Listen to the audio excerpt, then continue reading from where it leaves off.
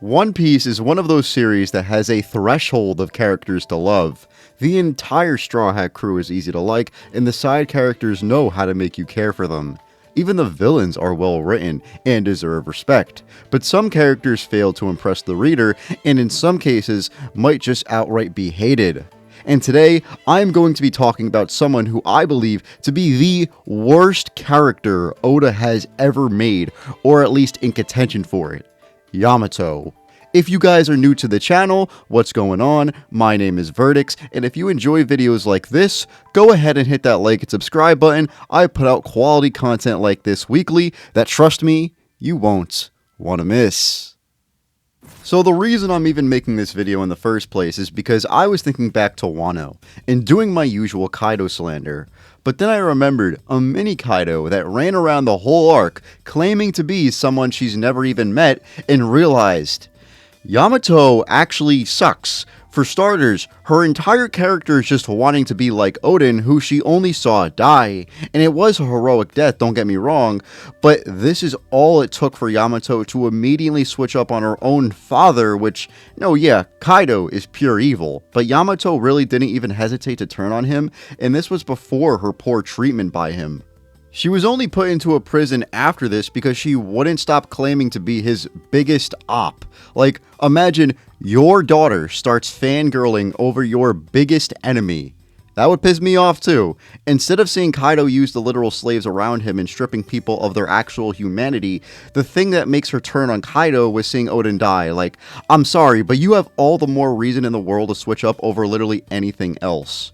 It's not that turning on Kaido is bad, it's how she did it and where she drew the line. I get she was young, but don't let her have you believing she turned on Kaido for any of the crimes he was committing on Wano. It was literally because of Oden dying. And then after running around on Wano for years, she would still claim to be Oden and not give herself any actual personality. If I'm being honest, I view her the same way I do as Sabo, as someone shitty OC that was made canon. Like, what characteristics does Yamato have outside of wanting to be Oden?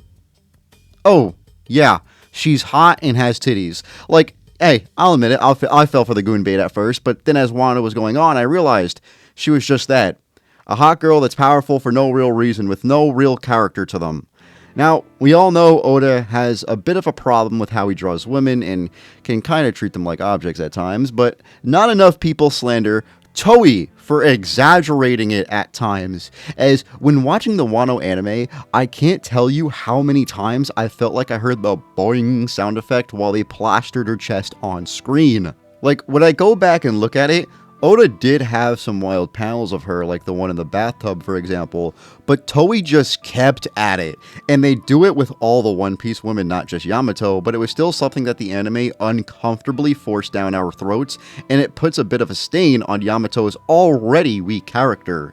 In fact, one of the arguments that start because of this is whether or not she's a woman, which isn't really her fault. I mean, actually it kind of is, but I still have to bring up how annoying this conversation is, and the fact that it's not dead yet pisses me off. She tends to bring out very annoying people into gross conversations, so it's not just the One Piece world she affects with her bullshit, but even the real world itself. Like, if you have seen the discussions around her gender debate, you would understand exactly what I mean.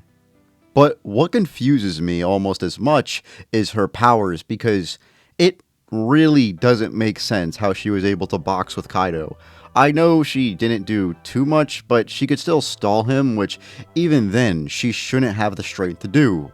So, before the Onigashima raid, she ran around Wano mainly fighting no-name beast pirates, and the only other commander-level opponent we saw her fight was Ace, and that battle didn't even last long. She did nothing to earn the power that puts her on the level of Zoro, Law, or Sanji, but is just gifted it for no reason, as well as her Conqueror's Haki. Like, I know the qualifications to be a Conqueror's Haki user can be whatever Oda feels like, but this is just horrible.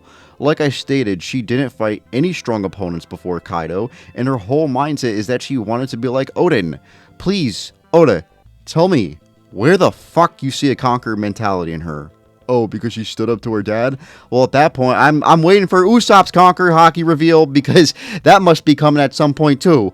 Oda sat there and thought, hey, what if we have a mini Kaido that's a girl and hot? Like, no actual personality in her, no original thought going through that head, but still gets to be a Conqueror's Haki user. Like, she is genuinely one of my biggest gripes with Conqueror's Haki, and why the power system is so fucking bad at times.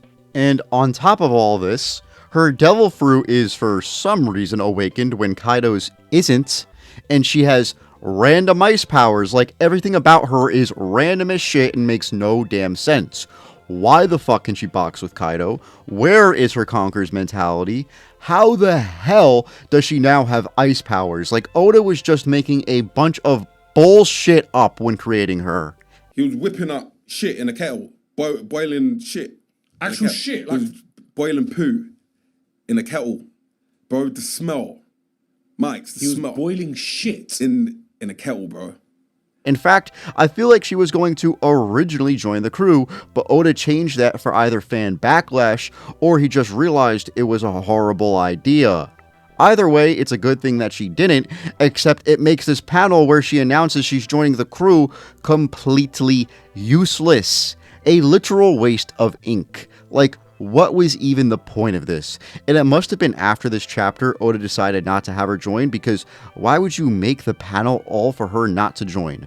And on top of that, it still doesn't help her character, considering she wants to be just like Odin, but turns down the chance to explore the world like he did, but will go far enough to claim Momonosuke as her fucking son.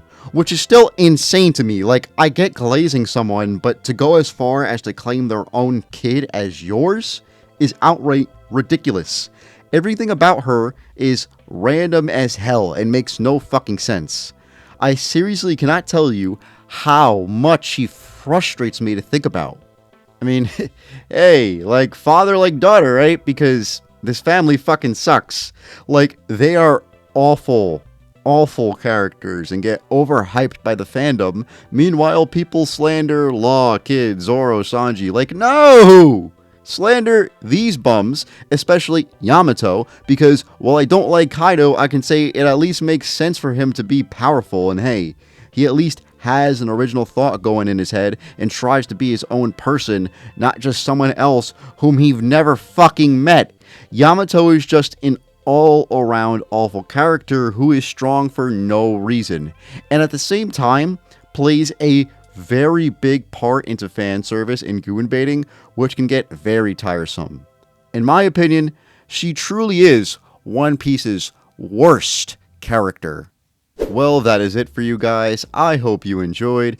If you did, go ahead and hit that like and subscribe button. It helps with the algorithm and is very appreciated.